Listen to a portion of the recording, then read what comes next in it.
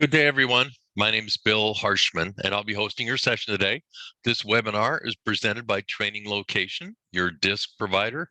We are an authorized DiSC distributor for Wiley Publishing, as well as a channel partner with the Ken Blanchard Companies. Thanks for your interest and thanks for visiting our website.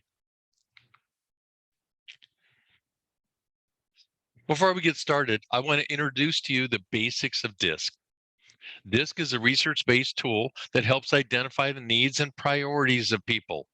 It's an acronym for the four basic styles: dominant, which is strong, outspoken, and prefers task accomplishment; influence, which is outgoing and enthusiastic and prefers collaboration; steady, which is patient and accommodating and helps others feel welcome; and conscientious, which is analytical and precise and prefers to get things right. As humans, we're wired to care about our interactions, and each one is an opportunity to connect with or relate and engage with others. When we make the effort to see others around us, where they're coming from and what they're struggling with and what matters to them, it can change the outcome of those interactions. As you can imagine, there is much more to DiSC. However, this brief introduction is meant to be just a small amount of context to help you in today's webinar. Our topic today is interaction between styles, specifically the D or dominant style with the S or steady style. You'll discover simple and effective ways to improve interactions in your world. This session is one in a series discussing the interaction between the four styles, which include, as you know, dominant, influence, steady, and conscientious.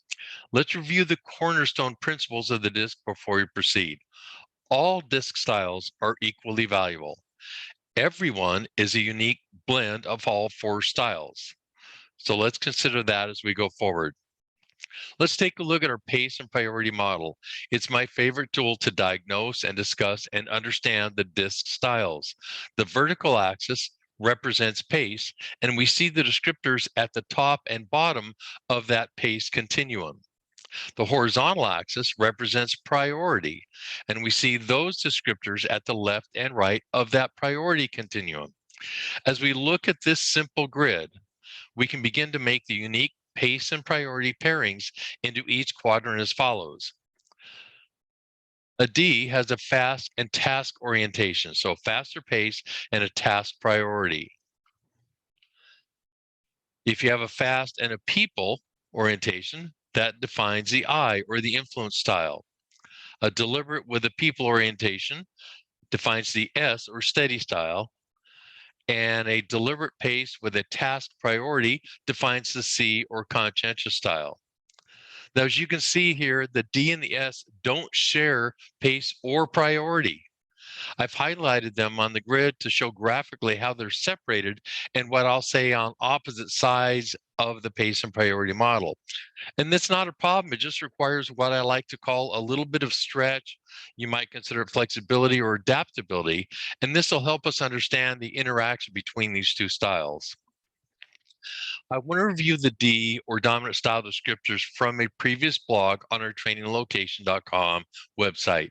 Now, as noted, the D style has a generally active or outgoing or bold pace, coupled with a task or questioning or even skeptical priority. Other descriptors of a D listed here might include direct or firm, strong-willed, forceful, results-oriented. Now, the D style tends to be about getting immediate results, taking action, and challenging themselves and others. Their motto: do it now. Now let's take a look at the S descriptors, and I'm just providing a reminder here to we're about to see how they interact. The S has a deliberate reserved pace coupled with a people accepting priority. The other descriptors for them include even-tempered, accommodating, patient, humble, and tactful. Now, the S style is about providing support, maintaining stability, and encouraging collaboration. If the S had a motto, it'd be "let's do it together."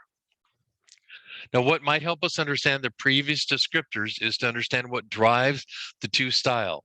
Wiley research indicates the following core themes or needs of the style. For D, they have a need to be strong. They have a need to be in control of a situation or in control of the factors affecting their situation. They have a need to be on top or winning. They have a need to be making progress. Now compare these with the core need of an S, and it's simple because it boils down to one core need. The S has a need for harmony, and that harmony looks like knowing that things are running smoothly and evenly, that no looming tension or pressure or danger is on the horizon, and they want to know that there is harmony in both the relationship and their tasks. Remember what we said about the S is all about support, stability, and collaboration. So this need for harmony can result in the S giving a bias to others, which is the benefit of the doubt. And they also have a powerful desire to avoid conflict and even the things that create conflict. So now maybe you can see if the D's are interacting with an S, you could imagine how, let's say, the D's need for being on top and winning meets up with the S's need for harmony and collaboration and inclusion. This could present a challenge. At a minimum, there is a need for that stretching from both people, as discussed earlier. As we begin to wrap up, what is there to learn from where the worlds of the D and the S intersect? That key to the DiSC is understanding all four styles in order to have more effective interactions. And consider this point as you think about this. Two magnets can attract or repel depending on their orientation. There's one other thing about the yin and the yang. It's a Chinese philosophical concept. It describes how obviously opposite or contrary forces may actually be complementary and interconnected and interdependent in the natural world, and how they might actually support each other as they interact. I'd ask that you review these observations to see if there are similar style pairings in your workplace and how the discussion today might help understand and potentially avoid some unexpected outcomes. Whether you're a manager or non-manager, this insight could be very helpful to improve communication and understanding. All right, here's our model again to help remind you of where the D and the S styles fit into the grid.